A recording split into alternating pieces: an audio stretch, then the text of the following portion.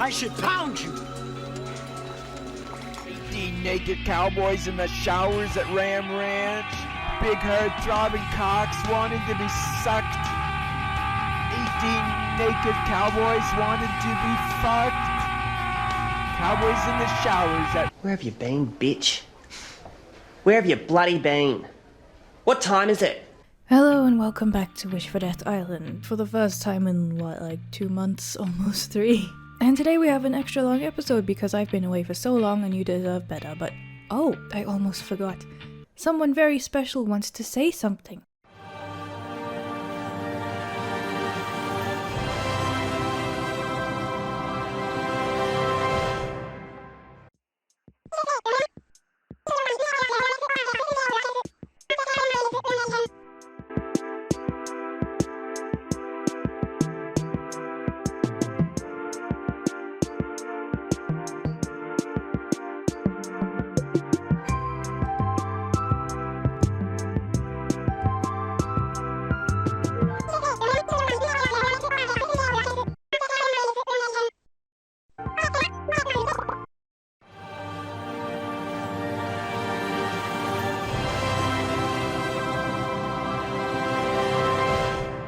Also, to add to that, I'm making a comic featuring all of these chibi guys going on wholesome adventures and whatnot. I'll go into that later when I have more stuff to show you, but don't worry, it's not going to be something that sucks away time from making videos. We'll leave like really long stretches of time or anything. I'm just doing it in my spare time as something relaxing, but yeah. If you don't know what this show is, it's basically Canadian Goosebumps, but the intro is spookier and doesn't have this lady turning into a crocodile addict. It also has this man in like every episode. I would do a counter for how many times he's in the series, but I know I'd forget to do it after like episode 3, so you do it. Episode 1. This is the tale of the Phantom Cab, or as the YouTube upload calls it, the tale of the Pantom Cab, which I prefer. This one also has that one guy in it too, look, there he is. So this one cunt explains that this is a group of kids who are from different places and tell scary stories. Fabio over here is really antsy. Like, they're being weird, but he's a massive bitch about it the entire episode. He also can't take the blindfold off unless his story is good enough because otherwise he might get overwhelmed by the sheer diversity. His story is as follows. There are 2 brothers, Denny and Buzz. Denny was big, strong, and smart. And Buzz is a retard. They get lost and Denny gets angry. I did trust you and you got us lost, cheeseball. Watch the language, fucktard. This is a Christian channel. Buzz falls and you can clearly see that they're both just lying on the ground for this. I love this show. But I hate this music. What is this? I should have let you fall. They erupt into hysteria or supposed delirium, and everything from that point forward becomes incoherent. This shot of the compass wiggling is just really odd. It isn't consistent with the rest of the episode, it just feels weird to me. You'll come to see that in basically every episode there's one shot where they were trying to do something specific, but they didn't really get it right. I guess they tried. But anyway, they're lost and it's nighttime. He finds out he's been tampering with the compass because fucking magnets, how do they work? I should pound you! I already played the Ram Ranch music, shut up. They see a flashlight, and you'll know why I'm saying this later, but it makes me think of that one story on X about the guy who hears about people camping in a blizzard and they have lanterns that went out one by one as they died, and then the survivors from the caves in the next trip watched as the number of lights appear that reflects how many members of their group there are. They ask if this rando got lost and he shakes his head and then says he is. Lost who? Lost? Me?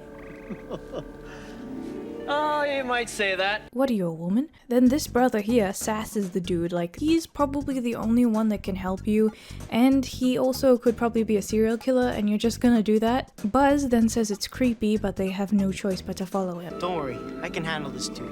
18 naked cowboys in the showers at Ram... So they question why he's taking them to a doctor in the middle of the woods, and he gives them the equivalent of when you ask YouTube about an issue but they don't respond, but then the guy who replies underneath asks about his YouTube Premium and they're on the thread instantly. The dude vanishes as they reach the cabin and Buzz. I know his lines are ADR, but you gotta do what you gotta do. He sounds like text-to-speech. This is creepy. Let's bolt. 是一个坚韧不拔的纪录片，在香港这座城市。 Fuck is shaking that bush. So Hagrid Light comes out of this hobbit/cocaine shack. This is the part where you turn around and leave. There is a possibility that you'll die in the woods tonight. There is an absolute certainty that you'll die at the hands of Hagrid Zero if you stay. Dr. Fink? Vink with a v. So Dr. Dink makes them tea, and he does the YouTube response thing when they ask him how to get home.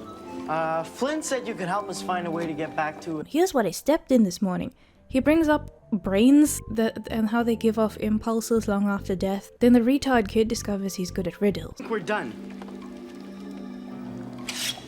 We play by my rules. This is the part where you bleed to death. So he says that if they answer the riddles for him, he'll just let them leave, or he'll take them directly out of the forest. So either way, it's a win-win. So he says. So they say that they will do the riddle, and he creams his pants. Wonderful. Wonderful. He then asks that one barrel riddle. The answer is a hole. I think everyone knows that. Retard kid has a big thunk and then says the riddle's too hard. They could leave, but they beg him to help even though he's fucking creepy. And he says he'll do it in exchange for a specimen. A specimen? Cowboys, their cocks throbbing hard. 18 more wild cowboys out in the yard.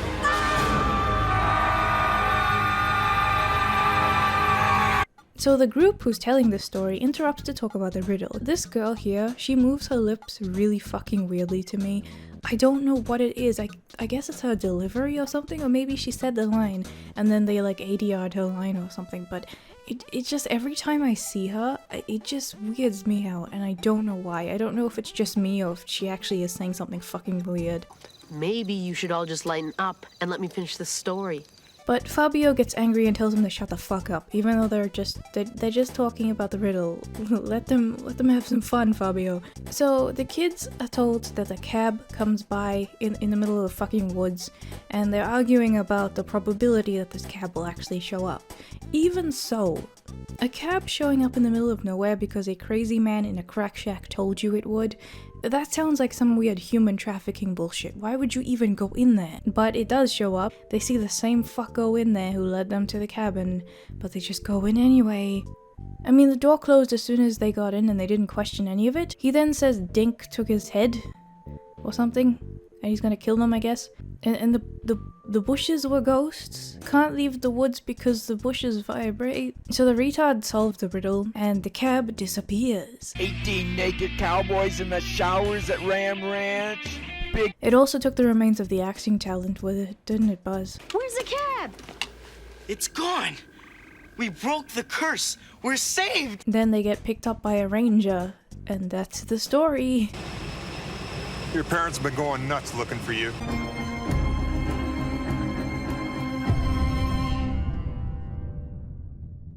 Fabio also says that no one ever saw the spoopy people again or the crack shack, and there was nothing where the crack shack was besides a bunch of like leaves and bullshit. But his story is so scary that they let him into the club, even though he's a fucking annoying bitch.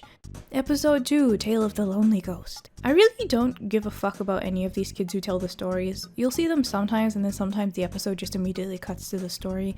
But I don't know, if they do anything interesting, I'll show it, I guess. It's the second episode, and I already don't give a fuck anyway. Something something birthday present Todd rage. 2 kids who don't get along because they're so different from each other. And a love that is so strong. Ram Ranch on their knees wanting to suck cowboy. Some kid is bored on summer vacation. Her parents study stone carvings, so she gets sent to live with her aunt, the Stepford wife, whose daughter is not gonna help them unpack at all because she's a massive cunt. Must be on the phone again. Boomers never change. I already forgot the main character's name, so I'm gonna call her Dingus. She hears banging from the creepy looking house that probably has ghosts in it, and it's abandoned. Her aunt is a real estate agent and says that she can't even get people to look at the property because it's so creepy, probably haunted. Sometimes I think this house just doesn't want to be sold. Oh, shut the fuck up. So Beth here is a bitch and doesn't like Dingus because she isn't cool. Not like just anyone can hang with us. You have to prove you're not a Z. What the fuck is a Z? Imagine being this person. Also, the name Beth is a nice name, but it's ruined for me because of Batwoman. Even watching something comparatively wholesome because it's for kids, I'm still haunted by Batwoman, where the good guys are such whores that the beds probably have less people get on top of it in comparison. Basically, this cunt Cinderella's her, making her clean and tells her that she has to spend the night alone in the place next door as initiation for the cool kid club if she doesn't want to be alone all summer. Basically to fuck with her. Listen, I never understood this. I was never the cool kid, but I liked it that way. I was quiet, I read a lot, and in a situation like this, I'd probably continue to do that. Just not talk to this bitch. Like, you wouldn't like her friends anyway because they're like her, and that would probably mean that they'd make fun of you the entire time. They'd constantly backhand you, they'd try and trick you into doing more stupid initiations that don't actually exist, just to fuck with you. As someone who was an outcast kid, I just don't understand how she would even want to talk to these people. I guess it was more comfortable for me just not to engage with that crap. I think I had a better time for it. I think I learned more as a person because of that. Put more value in yourself, Dingus. So anyway, Dingus sees this British lady and the bitch opens the door just to say to not touch British lady or she'll be contaminated by the Ubermen, as if she telepathically knew exactly how the situation was going from behind the door. I guess this is a nanny. This woman looks like she couldn't handle walking up the stairs, but Beth doesn't like her because she always watches her or some shit, and apparently she went insane from being associated with the haunted house. The cunt then says that Dingus can only come to a party that she's having on Saturday if she spends the night in the haunted house. Dingus is nice to the nanny, and Beth and the mom talk about how they should get rid of her because they only hired her because there's nowhere else for her to go. It abruptly cuts to them standing there at night for the initiation. Like, the cut is so abrupt and not really done that well, and I was actually really confused about it. Like, at least something could have helped beforehand, like them all saying that they're going to be doing it tonight or something, and then it leads up to cutting to that night, because it just feels like it's suddenly just there. Like there's a missing scene that we're just not seeing, and it cuts everything up and disorients you, you know? Why is she T-posing? So the story of the ghost is that a girl was going to stay with her grandma while her mum went off to take care of her dad during the war. When the girl got chased by bullies back into her house, so she couldn't go see her grandma because the bullies prevented her from leaving her home, and then they went into her home and locked her inside her bedroom, and she starved to death by the time anyone noticed? Wouldn't a person be coming to pick her up to go to her grandma's house? Surely the bullies wouldn't, you know, overpower an adult. Wouldn't the mom drop her off at her grandma's house? Why wasn't anyone asking where she was? If the grandma was expecting her and she didn't turn up that night, the grandma would have gone to see what was wrong. Assuming that the bedroom only can be locked from the outside, which is weird, but I guess if it's olden times, I'll allow it. Still, that story doesn't make any fucking sense. Too scary. So Dingus has to stay in the bedroom that the girl died in. They also make fun of her for reading, and honestly, why would you go through all of this when it's to hang out with these cunts who don't even like you? Inside the house, it's very light. It looked darker on the outside. On the inside, it's just straight up daylight. So Dingus gets scared a bunch of times and sees some shit on the wall. What was that? It's backwards. That's a theme with a lot of the Dingus's main characters in this thing. They all just talk to themselves because I guess the script wanted them to. So she gets creeped out, and Beth was over at her friend's house that night, so Dingus was alone when she got home, and she told the nanny all about the ghost. The aunt finds out the next day that Beth and Dingus went to the haunted house, and now both of them have to clean the writing off the walls. The writing was caused by the ghost, but obviously no one's gonna believe that. Beth then sees a mirror and gets infatuated by all the useless junk in there, and goes into the mirror so that the weird girl can come out. The weird girl turns out to be a nice person, but can't speak, so through a series of boring exposition we realize that the British nanny is actually the mum that is haunted by the death of a child that is very preventable, and I still don't understand how the kid even died, but... So Dingus runs back to get the nanny who's moving away, so Dingus has to run out and, you know, scream at her for a little bit. She doesn't even explain what's going on. She just stands there for like 5 fucking minutes screeching, and then she pulls out the damn locket. Why didn't you lead with the locket? The mom and the kid hug. It's very sweet. Now that the mom has reunited with her child, the mom realizes that she just wants to stay in the afterlife with her child, so she essentially vanishes and dies, and because of this, Beth is allowed to come out. Beth comes out of the closet, not in a fun way, and all her friends laugh at her and realize how much of a bitch she is. And I guess the police will get involved after that random man who was helping the woman carry her bags witnessed her being dragged off by a random girl into the spooky house with a bad reputation where she never came out ever again. They realized that they had a missing persons case on their hands. No, that didn't happen. Episode 3, The Tale of the Laughing in the Dark. The carnival house is called A Laugh in the Dark. In the storytelling group, the blonde kid gets scared because of clowns, and she wants to leave, but she doesn't. She ends up trying to stay to prove that she's not that scared to the rest of the group, including the weird lip girl who is very creepy, and I really don't like her. There's something fucking wrong with her. After some b-roll of carnivals, these kids are introduced as being shitheads. This fucker just throws away all of that fairy floss. Do you know how much was left on that, you fucking wasteful idiot? So they go into the spoopy house, but Ouija and the girl are scared. They say it's really haunted, and then this episode's dingus makes Tommy Wiseau noises.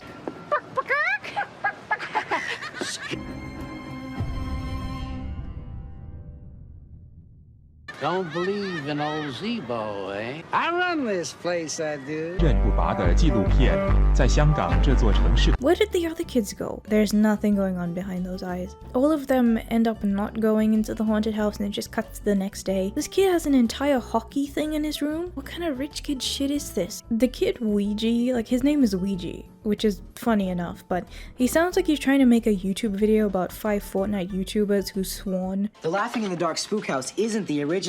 I guess one of the clowns, some dude named Zebo, was a real foul ball. The basic story is that a clown died in a fire, and he liked cigarettes as well, which they kind of blame for the fire, and his ghost haunts the spooky place because they built another spooky house on top of the burnt remains. Smoking's bad for your health. Why was that line necessary? I feel like the show was largely consistent besides one weird line per episode. There's always one line that's uncomfortably performed that feels really out of place for no reason. It's like they edited it in like a YouTube poop after they made the episode. After whatever the fuck that was, Dingus goes out and stands on the lawn arguing about ghosts to his friends. Where are you walking? Whose house is this? Wait, is this not your house? Where's your house? Where are you going? Anyway, he gets dared to go into the spoopy house alone, and the loser has to wear a clown nose for a week. The clown nose in question is the one that the dingus himself will steal from the clown dummy to prove that he's not scared. Also to make sure that he doesn't just hide behind the entrance of the spooky house for like 12 minutes and then run out claiming that he went through the entire thing. It's the most fun in the park. Dingus talks to himself in a very awkward manner. What do you think I am, some kind of clown? Maybe we shouldn't let him go in there all alone. And his friends outside start getting worried because he hasn't been out in a while. There's a fucking dragon? You wonder why the place got burned down. He opens a bunch of doors and closes the correct door because he wants to open more of the doors. I understand that he needed to find the clown to get a clown nose, but you could have kept that door open anyway. It just feels a bit strange. If you're so freaked out, just leave the exit open. He gets freaked out by this NFT looking ass and takes the nose after like 5 minutes of idling. If you really wanted to big brain this, he could have brought a clown nose from a costume store and shoved it in his pocket and then walked out of the entrance without even looking for the clown and claiming that he got the nose. Give up, Kristen. You can't take it. What's with the fucking mouth? Ouija is gonna wear the nose and Dingus is bragging about it and being a massive cunt. He then smells some cigarettes, so the clown ghost is haunting him. Cigars? Darn. Just one more page and I would have finished this book. He does a little read of this note that his parents left him to say that they're going out. I don't know exactly what it says because I don't understand what the fuck he's saying. I'll bet you forgot Dad and I have theater tickets tonight. She's right. Plate of spaghetti in the freezer. Mom? Ouija then reads lines directly from the script. I was kind of being a baby this afternoon. You won the bet and I shouldn't be mad at you. I'm sorry. Give it back. Give it back. Oh, and someone drew a Z in the shit on the floor. Is this the Z that Beth was talking about earlier? The clown is in his house now because he stole the nose. So Dingus brings the nose back and somehow goes inside the ride while the ride is closed. I guess because the ghost controls the ride through the front entrance. He tries to leave, but there's some strobe effects that I'm cutting out. I don't want to harm people with epilepsy. But he leaves the cigarettes and the nose and then exits. And this guy, I guess he's implied to be like someone who knows that the ride is haunted. Then the blonde girl gets jump scared because goofy, spooky 90s Canadian show. Episode 4, Twisted Claw. There's the ending of a story that one of the kids tells, but he says that he can't really find a way to end it. The quiet kid decides that he's gonna tell a story. It's Halloween and some kid ding-dong ditches and they do some other fucky bullshit as well. You know that this is basically gonna be them finding a creepy thing during trick-or-treat and it turns out to be like a monkey's paw, and then they realize that they need to undo all of the things that they did with the monkey's paw and give it back to the haunted house. I wrote this down before I watched the episode, what I just read out to you, and it is exactly that. I was exactly right with what I thought it would be. And just like that, the kids go to some spoopy witch's house. Well, she's probably not really a witch, and if this was real life, it would just be an old lady that kids decide they don't like because old ladies are creepy. However, in this story, she probably really is a witch. They accidentally hit her in the face with a cream, I guess, and she breaks a vase because of it, and then she giggles. That reminds me of something. What is it?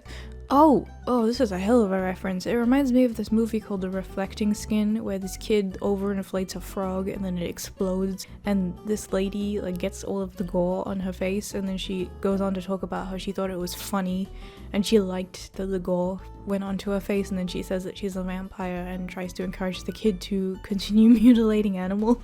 Why is the kids show make me think of that? It's so awkward.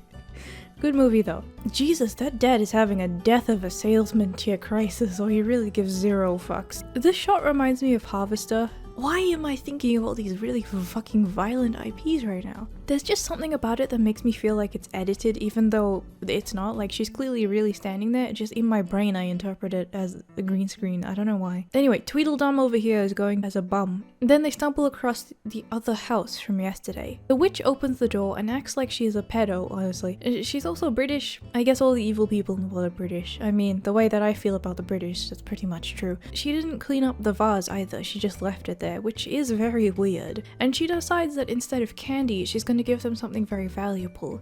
This is the claw of a vulture.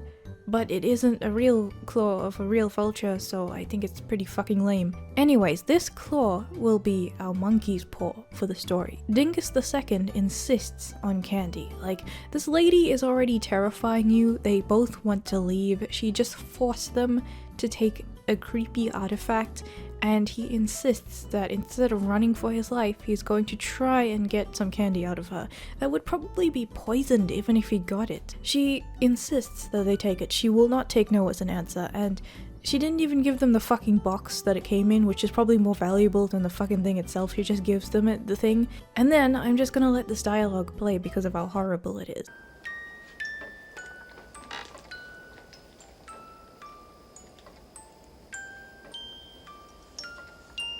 There you go. So afterwards, the child thinks that the paw has moved.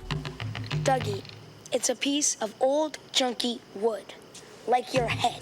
Why does this kid speak like a Jewish mom? Anyway, they decide to forget about it and just, you know, walk home in the creepy path that no one else is. They also run into what looks like a homeless gang or some sort of weird musical in an abandoned industrial zone and or unfinished children's playground. The way this is shot is as if they walked into some gritty 90s PSA about drugs. Back the fuck up, please. I can see your jowls. So they push him over lightly and they get chased by people on bikes. We catch him, we pound him! Cowboys in the showers at Ram. So apparently they got their wish.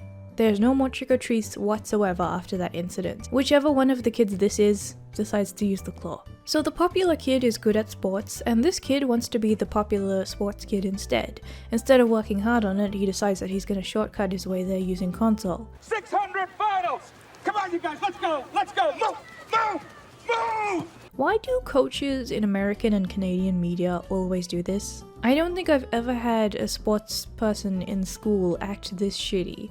Like, I think all of us have had shitty teachers, especially shitty sports teachers, but I don't think I've ever encountered one that acts like this at all. But I see it in like every American show. There's a gremlin in the tree or something. Oh, it's a dog. The dog attacks the guy who's like winning the race, but the other dude runs ahead because the dog like mangles this kid's leg. Let me just play this scene. This is not edited. I did not edit any of this, I promise you.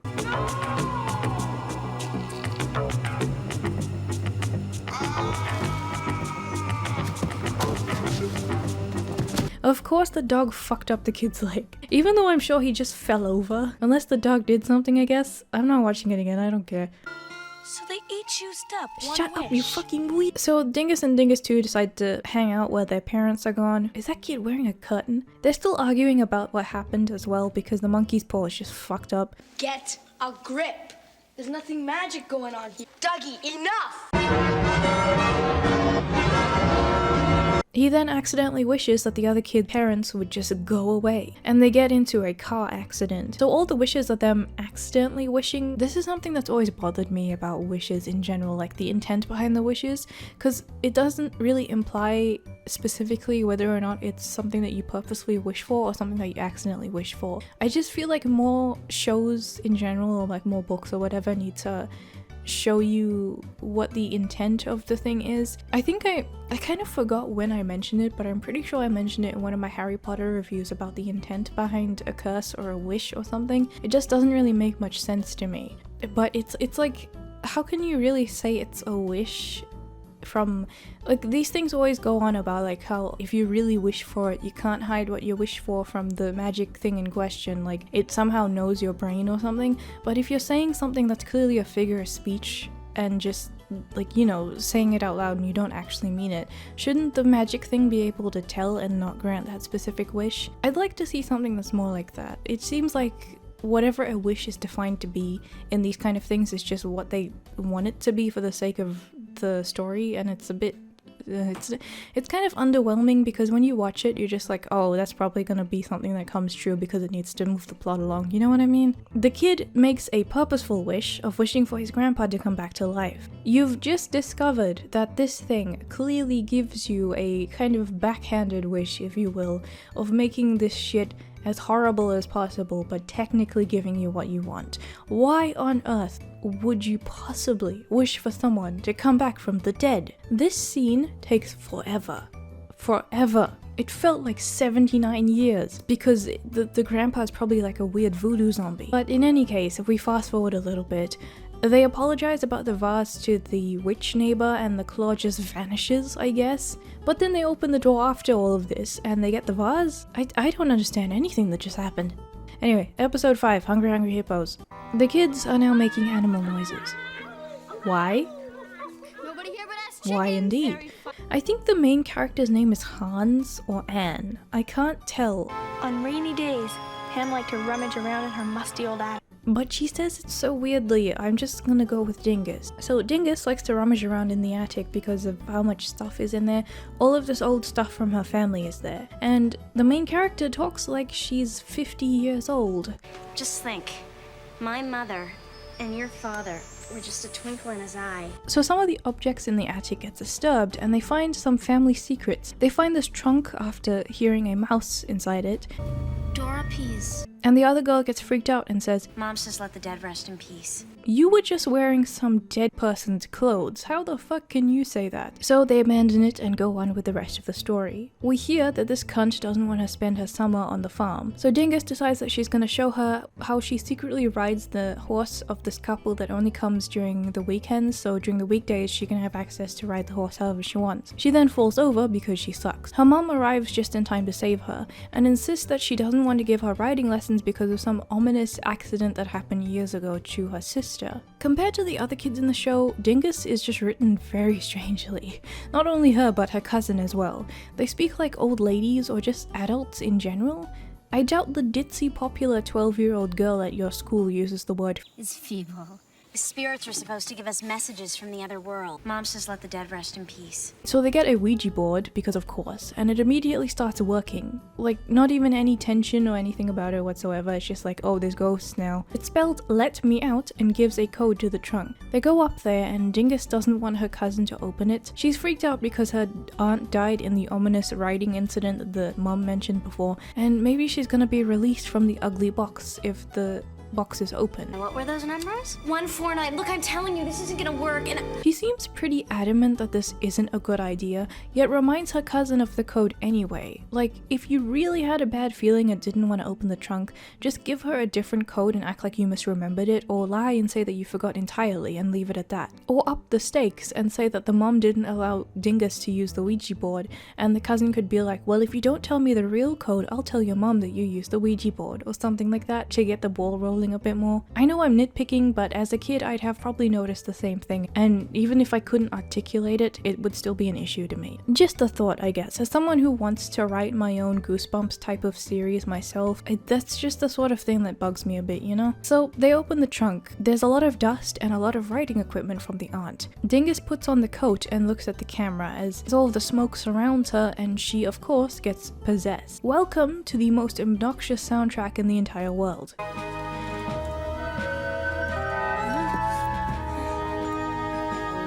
This will continue for the rest of the episode. It's like, it plays to the point where it's louder than the dialogue. Then the door opens to a night sky, even though it's the daytime, so they're clearly in some weird ghost dimension. The cousin thinks that it's very odd and follows Dingus out there.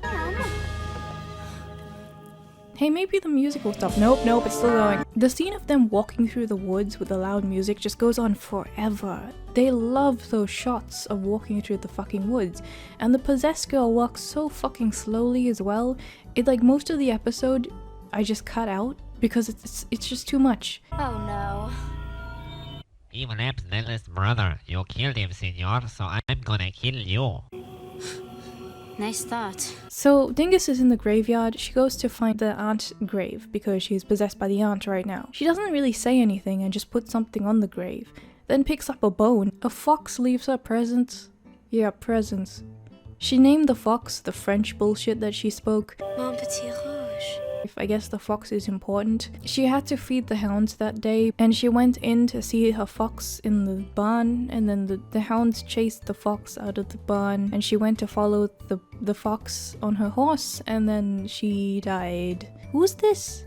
Who the fuck are you? She needs to feed the hounds now in order for her spirit to rest, and this dude isn't happy because he died because of her, I guess. Apparently the hounds killed him because they were hungry. So they run to the barn, they get locked into the barn, and the storyteller says that the ghost locked them in, I guess. And now she has to feed the hounds. She walks so fucking slowly.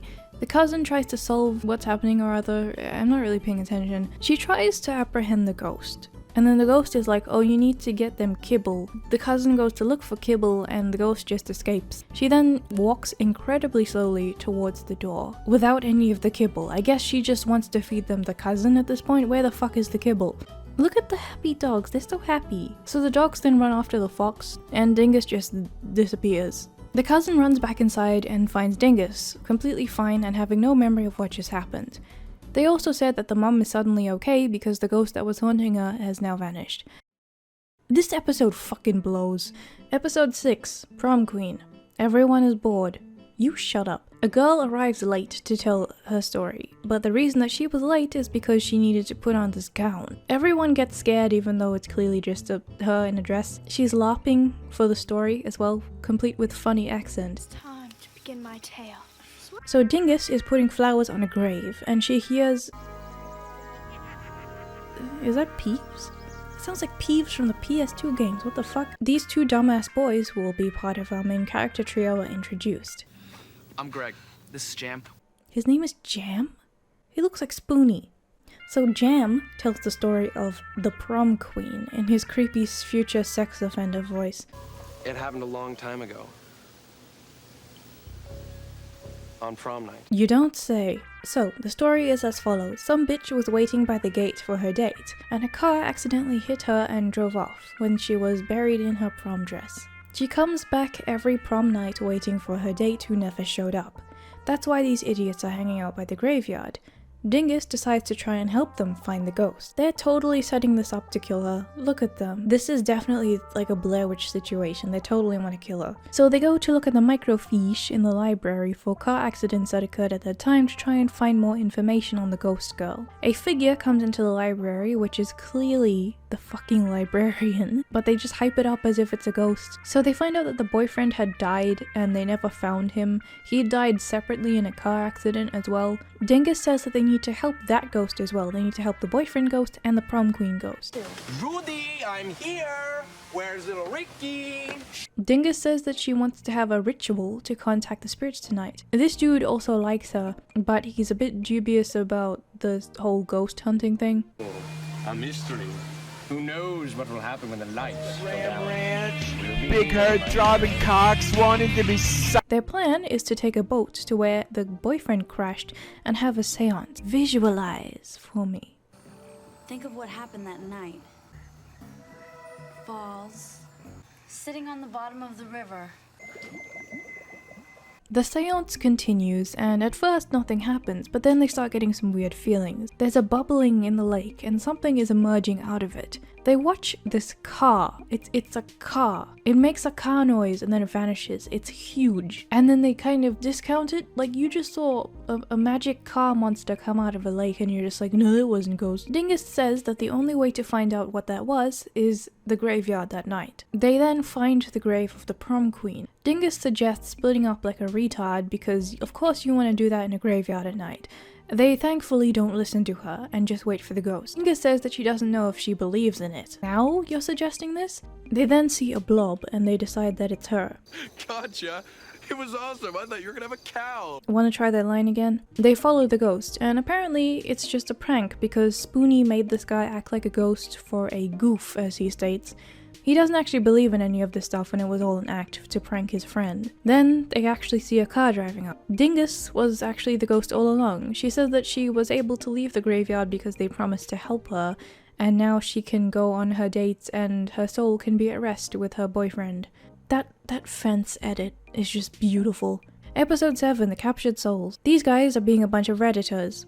Oh no, the weird girl's gonna tell the story, fuck! Weird girl talks about how the cameras can contain souls. If you take a picture, you can take the soul of the person. Some family rents the summer home for their vacation. Dingus doesn't like it because it's boring to her. She doesn't want to spend her vacation in a boring spot like this. She realizes that it's locked and is surprised by this, and then she finds a weird mirror and doesn't really question it. This is our villain. He opens the door acting very strange and lets them in, avoids questions about the family running the hotel and says that he's the only one around right now. There's no other guests this week either. There's lots of mirrors everywhere to the point where I think anyone would question. This dude also says that his family collects them as a tradition. Whenever Dingus touches the mirror, she gets shocked, like an electric shock, and he says it's from wiring in the mirrors, yet no one else in the family questions this besides her. I know for a fact that if my dad was touching the mirror and there was wiring in it, he would absolutely go like full Sherlock Holmes trying to figure out what the fuck was going on in there. These parents just act oblivious.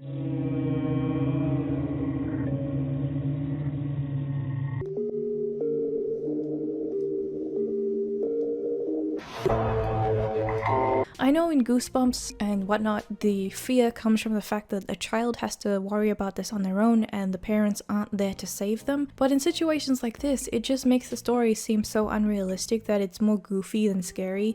Like, even as a kid, I would know that my parents would at least listen to me if I was worried about something. They don't see anything weird whatsoever in the room that Dingus is staying in. The room that she's staying in, by the way, is very decent sized. Like, if I was a kid and I had this room could have been awesome. But she's a rich kid or something, because she says the room is way too small. Do people in Canada just have massive rooms with lots of stuff? So Dingus decides to play catch with her dad. Pete, the villain, is admiring her arms like a creep. He says he's not into sports, but this guy gets downright angry that the kid is not into sports. Come on, Pete, get in the game. I'm not much of a sportsman. Come on, pick up a glove. Pete misses, and Dingus gets even more annoyed. He seems weak and pale, like he has deformities and doesn't like cameras. He also just laughs to himself randomly, like when they take a picture, and they don't find any of this weird. Why did the ball come from down the stairs? Is this Pete's room? Did he roll it down to get her attention? Anyway, he shows up and scares her, and I still don't get the ball thing. The kid antagonist is kind of based, but he's also fucking creepy. I always admire a girl with great physical strength.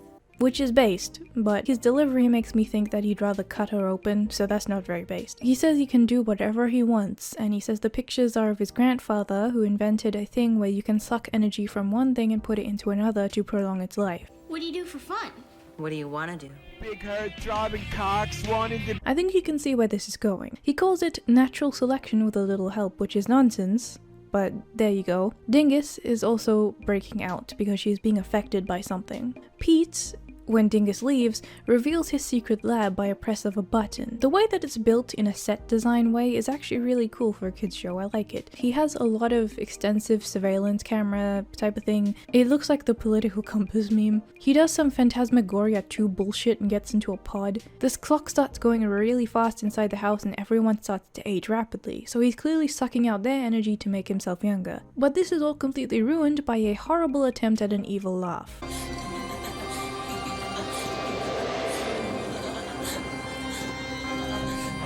Now that Pete is more vital, he can play a lot of sports and he's very, very energetic, but everyone else is out of breath. He's also very angry when they insist that they should pick up the ball because he's got energy, he wants to do it himself. The mom is tired as fuck and Dingus is breaking out even more. Dingus breaks the mirror. The dad is not at all questioning why there is wiring and cameras in a mirror at all. This is concerning.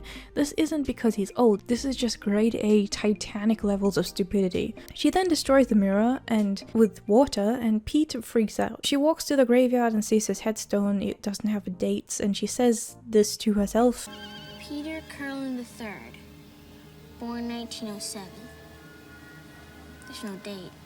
Her mom is also really fucking stupid. She doesn't understand how everything is wrong right now, doesn't even notice they're rapidly aging. At least they're out of the way, they can go have a nap.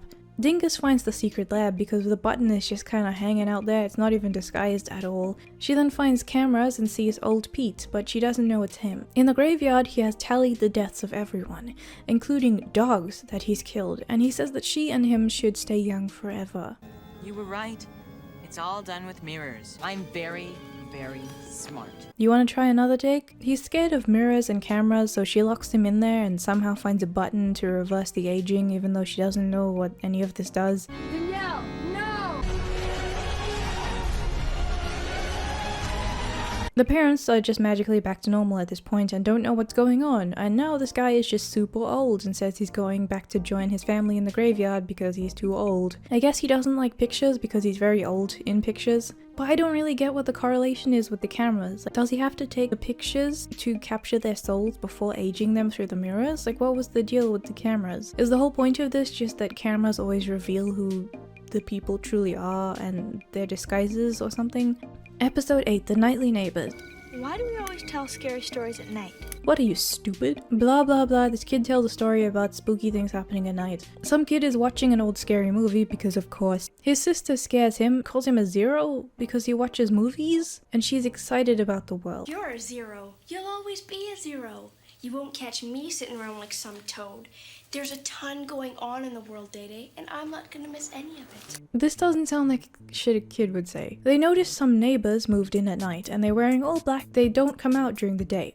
They're vampires, aren't they? They get spooked by the neighbor. This guy says that he has some fridges to move into the house, and there's 2 of them, and they're from Russia because the neighbors are from the Ukraine. They're not even trying with this episode. Dingus's sister wonders if they're KGB agents. The postman also has a band-aid on his neck and says that he feels weak. He says he met the vampires, the neighbors, last night, and they introduced themselves very, very late in the night. That is the night that he started getting sick, which he says in a very strange way. The writing is trying very hard, but also not at all somehow. They stopped by my house the other night just to get acquainted. That's the night I'll never forget. Why, were they strange or something? No, it's the night I started getting sick. Since the neighbors are only seen at night and they don't talk to anyone and the kid isn't even at school, he asks to come to play at night, and Dingus obviously says no because she thinks it's very strange. The postman is also getting sicker, and other people in the neighborhood are also getting sicker in the same way. Dingus then has a dream that the vampire dad went inside her room to kill her. She wakes up and figures out that they're vampires. Finally, as if nothing else clued you in to what was going on. Dingus then tries to convince Dingus Jr. that they're vampires, and he says that she's crazy. She says that she's gonna break into their house when they leave during the night. It has to be like a red herring, or you think it's a red herring, but then it's actually some weird vampire or something. You just know that that's what it is. Shut up, weird girl. So Dingus gets some garlic. She tells Dingus Jr. to never invite them inside the house so the vampires can't come in to kill them.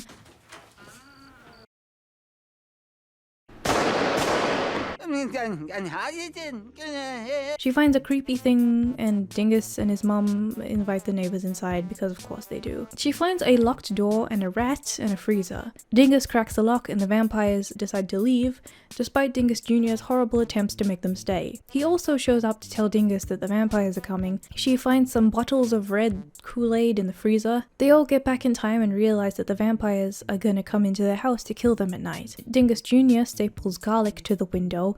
Dingus prepares some stakes and crosses because they have to go and kill the vampires. They apparently bought a very, very cheap lock for the door that the child can open in the basement. So much for vampires, I guess. Once the door opens, someone comes down the stairs, so they have to hide. The girl's butt is sticking out of the table. How did he not see this? They didn't even open the door though, they just leave.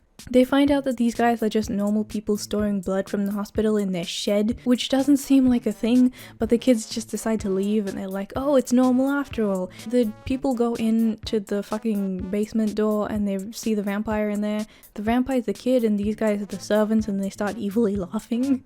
That kid's adorable, look at his little costume. Episode 9. Dark music. I'm sorry, African American music, excuse me. Fabio gets pissed off because he's afraid of the dark, and he is really angry that this cunt promised that he'd show up to walk to the campsite together and didn't. So Dingus and his mom move into a house that was left to them by some creepy uncle that they didn't know who died recently. This kid almost hits a Reddit mod while he's on the bike, and said Reddit mod doesn't like the uncle, so he doesn't like the family, and he decides that he's going to be a bully to them. The mom is being a dumbass and doesn't know how to look for a fucking ladder. She should have done that before trying to put the blinds up. She then sends Dingus down to the basement to look for such things. Dingus Jr. is clearly on 7 different types of drugs because she's got them eyes.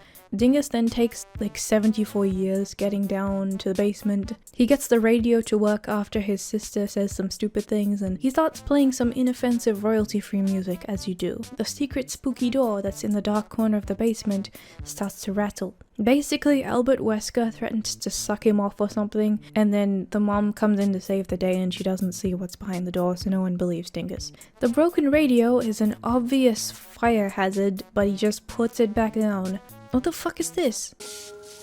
And don't give me no lip. Is that unprompted? The Reddit mod is having a bad time because his dad sucks, so he's obviously gonna take it out on the neighborhood because he's misunderstood. And then his bucket gets knocked over by Dingus, so he chases Dingus, who hides in the basement. You're mine! Naked cowboys wanted to be fucked. Dingus Jr. jump scare. They find out a bit more about the uncle. He's still very mysterious, but he had a lot of money somehow, even though he never left the house. So where did that money come from? Also, this stupid cunt gives lip to her mother. The mother just deals with it, and she makes the brother do the work instead. You're raising that child very badly. You need to tell her to shut the fuck up.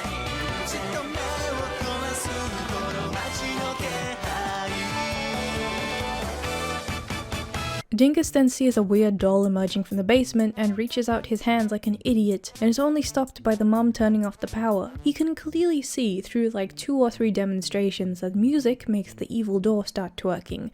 So why the fuck is he still playing music in there? This time, a carnival green screen man is here. He almost lures in Dingus, but then ruins it because he just decides to turn into a skull. Like, if you had just not done that, Dingus would have been in there and he would have died. Then the radio gets unplugged and everything stops. Music. It's music. Very good, Dingus. That's what happened when Radio B plug on. So the Reddit mod punches Dingus and destroys his bike. Dingus then makes a massive radio contraption and lures the bully over, who doesn't question any of it and just goes directly into the basement. The door's locked and everything. He just doesn't really question what's going on. Schnipp, schnapp! Da, ja! Ich bin Schnappi, Schnie, Schnappi, Schnappi, Schnappi, Schnapp! Oh, babadabab! Schnie, Schnappi! But it seems like the bully then got eaten by the door. The door then gets Dingus to feed it or treasures, such as a bike that it gives him. He then attempts to feed Dingus Jr. to it. Episode 10, Jake and the Leprechaun. This kid's grandpa died, so they gave him a story spot so he can tell some Irish tales that his grandpa told him, which I think is very sweet. If this was a better written show about kids telling stories from their old relatives from like the old country, I'd watch the fuck out of that. That's very sweet. Okay, no, this is terrible. So some fighting over some shit. It's actually a play that this kid really wanted to be in, but he's having some difficulty with acting and remembering his lines. What's that stuff Aaron's always drinking? Booze. His own recipe. So booze. Here's the recipe. Don't give that to a child. The grandpa in question practices some stuff with Dingus, and he tells Dingus to close his eyes. I don't know what the fuck is going on. There's also some midget here, like an actual midget actor. And when Dingus goes to ask for the tea recipe, the midget gets very, very angry and runs off. The fuck is that picture? At any rate, that is what we're going to try to do. At any rate, that is what we're going to try to do. Grandpa brings up the thing about glamours or whatever, you know, the thing that the creatures use to appear human to mortals. And the midget slams the fence into his crotch. I've let you in to say your piece. Okay, I kept skipping over a bunch of shit because I went kind of like brain dead for this episode when I was making notes because I just don't get, I don't know, man. It's just really funny to me. I'll try and explain. So Dingus over here really wanted to be in this Will-o'-the-Wisp play. And when he finally got it, he became enamored by the acting skills of this guy because he's old and very experienced, and he's also kind of like whimsical, magical type of thing. And each time they perform this play, Dingus feels himself changing, and not in that weird puberty kind of way. He is like growing pointy ears and he just feels really strange. His voice is changing, not in the puberty way. And it's all to do with the thing that he's repeating from the grandpa and the thing that he's drinking. So it's like this guy is actually performing some magic in secret under the guise of a play and targeting Dingus for whatever nefarious things that he's doing. Now, this midget guy is actually like a real magic person and understands what's happening. He decides that he is gonna stop being angry at Dingus and actually try and help him. So he brings up the grandpa. It's like the more we rehearse, the stranger I feel. I think you should go to the police. The midget guy's accent keeps changing to Jamaican and it's making me lose my shit. A trade with a springin'. Do a spirit right and leave behind the human plight. So apparently the evil thing that the grandpa is doing is turning Dingus into a changeling, and tonight is the night for the final oath, which is also the night where the play is going to be performed in front of everyone. Grandpa is actually a banshee of some kind. Dingus and the midget set off a fire alarm so they can snoop around and look at his place. That's no toad, lad. It's a changeling. Foxglove. They hide as the grandpa comes back and see he's actually a gross banshee when he takes off his disguise. He starts like throat singing or some shit and the gang manages to escape.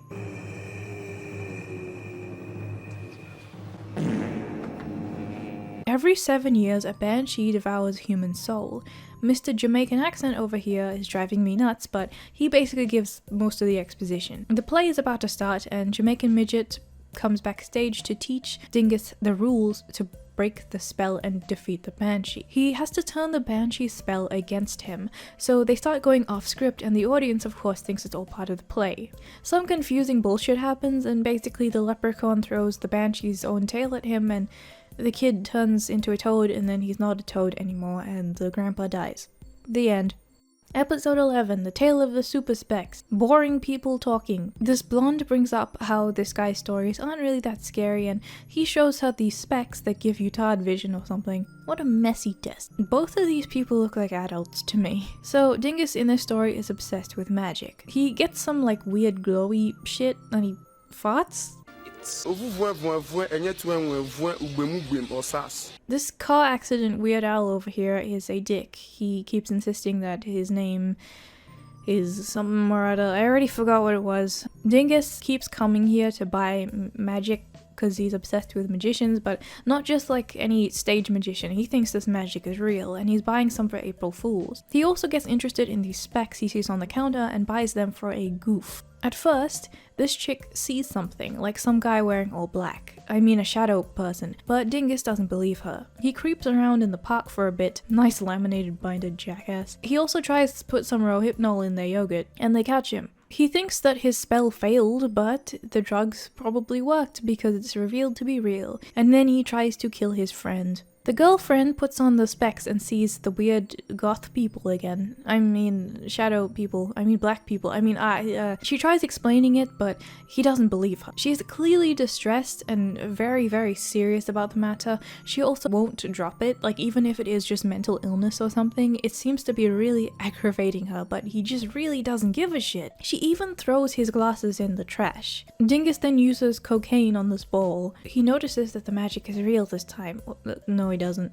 Meanwhile, the girlfriend explains the shadow people and that she threw away the glasses, but then she finds the glasses are back in her bag. She takes them back to the store and leaves it there. Upon returning home, she sees them again. I hate this music. She sees a kettle on a stove for some reason, and then it comes to a boil, but it's not really there. This was kind of a pointless shot. She sees the shadow people in a house, and there's a cheesy zoom in, and then they walk towards her, but she takes the glasses off and runs away. What's going on? His name is Weeds? For once, Dingus is the better option. She runs to him babbling and is clearly distressed, and she also sees the shadows playing basketball? What the fuck is this?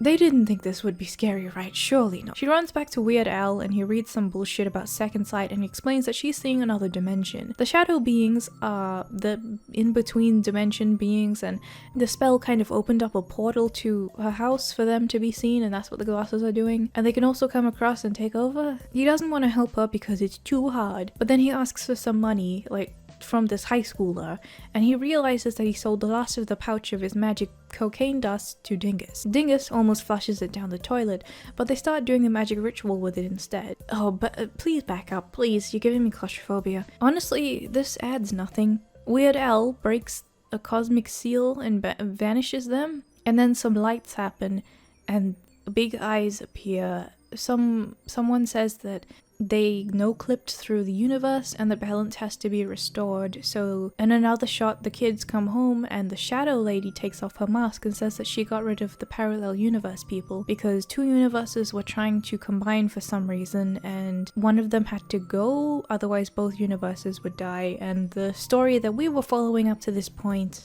is stuck in the crystal ball now. Episode 12, Sorcerer's Apprentice. I am losing my fucking patience. This looks like the setup to Monument Mythos. I wish. Someone is sneaking around, doing the sneaky. She takes a thing out of a bag and puts it in this thing. This person also seems to have a snake tattoo and hides before the guards find them, so mission successful. Like 30 years later, some kids are at this building, which is now a school. Dingus is your average high schooler before the isekai truck will hit him. His friend says that his luck is gonna change soon. In a history class, this lady shows off a stinky dagger. Shit looks like it's made out of foil. Kids would not be that interested in any of this shit at all. Don't show that around children, lady. There's a god called Goth, and he controls the things on the table for magic or something. Dingus was super interested, but his friend was not really impressed. Holy shit, that guy's tall. He talks to the teacher about the weird shit and he picks up the snake thing. That thing looks like it's made out of paper mache. So he then goes into a meth psychosis and does that same possessed walk from that one horse episode. He goes into the school's basement to find the bucket that no one's touched for like 30 fucking years. No one found this thing when it was like a short walk away. There's another exam and this cunt, now a goth follower, gives the test in blank and brainwashes the teacher to say that he got full marks. I guess no one notices this, and even the friend who was right there didn't even see or hear anything that happened. He says that he's gonna prove to everyone that he's cool, and he starts scaring her. He also starts hanging out with the cool kids and comes into science class to steal some bullshit. The friend then follows Dingus into the same basement area. He has a cult, I guess, making moonshine and a steel drum. The return of Goth. You're at the height of Goth, it only declines in the future. The friend is spotted, so the cult chases her very leisurely through the basement. They're not in a hurry, but she dodges them and sees Dingus put a fancy plastic Halloween ball into a snake's totem to summon an Asian man over poop smoke. He says the vapor rub must be released tonight, so Dingus gets the power. Stop her! You gonna take that line again? The friend tries to confide in this fat teacher, but she's in on it because everyone in the school is now a cult worshipper, and all of the other 90s goths join in, so the friend manages to escape to the auditorium. Dingus reveals that he did all of this to stop Sans from bullying him. Could they really not use another name for a god besides Goth? Like, I don't care if it's a real god or not, just use another one. So Dingus's friend talks to him, but he won't listen and he tells her to leave. What, the cult can't afford a minivan? The cult rolls a barrel out. Since the friend won't listen, they catch her. They take her to the place in the school that no one knows about, but apparently everyone knows about, where some bitch had broken into the school 25 years ago and was driven insane for some reason that's never explained. Dingus opens the door so they can take the the mystic vapors, into the school. He also makes the snake fondle a ball in its mouth again and they start performing a ritual. The friend breaks free. She takes the ball out of the snake's mouth and everyone faints. It was that easy, huh? Dingus says that he's too high on power now and he can summon Goth on his own. Is that guy okay? Dingus decides that he doesn't want to kill his friend after all, and he prepared some chlorine earlier and pours it into the pool. Of course no one fucking remembers anything. And then the stupid lecturer lady reveals that she's the one who planted the plastic balls all over the country so that the snake man will try again to be... Like, if she has the balls already, why doesn't she just do it herself? Surely she can just summon him with her colleagues and take over the world. Why does it have to have someone else doing it? Why does it have to have high schoolers doing it or something? This episode is worse than the fucking horse one. Episode 13, Pinball Wizard. Last one, boys, I'm really fucking tired. Dingus finds a quarter in the fountain and a homeless meth addict takes it from him. He can just take another, but he decides not to. He decides to go into a toy shop and ask for a job. Hey, Mr. Olson, that's cool. Wanna try that line again? He finds a new pinball game and the old man chases him out, saying that it's not finished yet. But Dingus's pinball addiction is so strong that he can't help but try and find it again. The old man chases him away and says that it's lunchtime, but he finally gives in to Dingus's demands and gives him a chance to watch over the shop while he's out. Dingus has one rule to follow: don't touch anything, which of course he immediately breaks and starts touching everything. The pinball machine is fucking ugly. But he starts pretending to play it while the old man looks on and smirks, because this was all according to plan. The pinball machine is of course probably magic or some shit. Dingus then hears something outside, so he walks out and gets rendered speechless by a woman, who is here for her music box. He confesses that he doesn't work here, says that she'll come back when the old man is back to give her a music box. So Dingus goes back to his pinball crippling addiction. Oh no, zombies again. Zombies? In pinball? What kind of pinball game is this? When he actually leaves the store, the mall is closed and he can't leave. So there's a bunch of coins and he scoops them up and some dude walks around. I guess they're robots? The princess, that one girl from earlier, drops a thing and tells them that he has to save the person and open the vault. Okay, if you don't get it, he's stuck inside the pinball machine and he has to do a bunch of garbage to beat the game. I don't know what half of this random shit is or what it has to do with pinball, but he's doing it. He has to do a bunch of puzzles to proceed, which doesn't remind me of anything in pinball. The coins then turned into... Huh? So Dingus then finds out that he has to get the music box after the witch stole the crown or whatever the fuck just happened there. So he gets both the music box and the crown and goes up to the escalator and only now realizes that the pinball game is matching exactly what he's doing right now. You've been here for like an hour and you did not realize any of this. The throne becomes fucking massive and he kind of just chills on it. What is going on? He beats the fuck out of the bad guy and wins the game, so he gets teleported back to the start. Now the twist is that this game will continue on forever, because even though he won the game, the man is the one who controls whether he can leave or not, and I guess he's just gonna fuck with this guy for the rest of his life. Which I think also implies that the blonde was just a character in the game all along, and he was already in the pinball game when she showed up, which I think is kind of a cool touch, but it's definitely not the strongest episode to end the show on. Is it just me, or do I feel like I feel like a lot of these old shows, there's some of them that are really good and some of them that just don't make any sense. And like even nowadays, some of the kids shows that do spooky stories make a bit more sense than this. I feel like half of the episodes that we just watched were like random events just happened. In any case, I will definitely be reviewing more of these because as stupid as these are, they're a lot of fun. They're a lot more wholesome than a bunch of the shitty kind of CW things that I review, which granted I do like them. They're very fun to review because of how bad they are, but the wholesome kid things are just also fun as well in a different way. So yeah, if you want to check out the store, I'm very grateful and I hope there are some things that you would like to buy. I've packed a few orders from when I shared it with the server. Thank you to everyone who has been supporting me this whole time. This was 2 years of work to get this shop done and it's finally happening. Not everything is on the store yet because this is my first time running a business. Obviously I want to kind of pace things out a bit.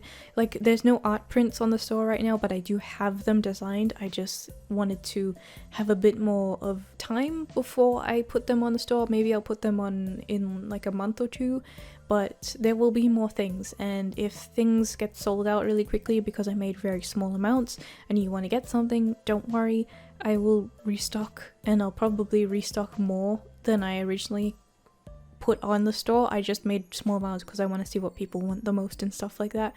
But I've rambled on for too long. We are finally back in business and I really need a cup of tea. Schnipp, schnapp! Ah, ah, da, ja! Ich bin Schnappi, das Krokodil! Ha? Komm aus Ägypten, direkt am Nil! Ja? Und Schnappi ist so verletzlich! Denn wenn ich schnapp, den fresse ich! Zum Schnappen bin ich immer bereit! Schnipp, schnapp, Himmel ab!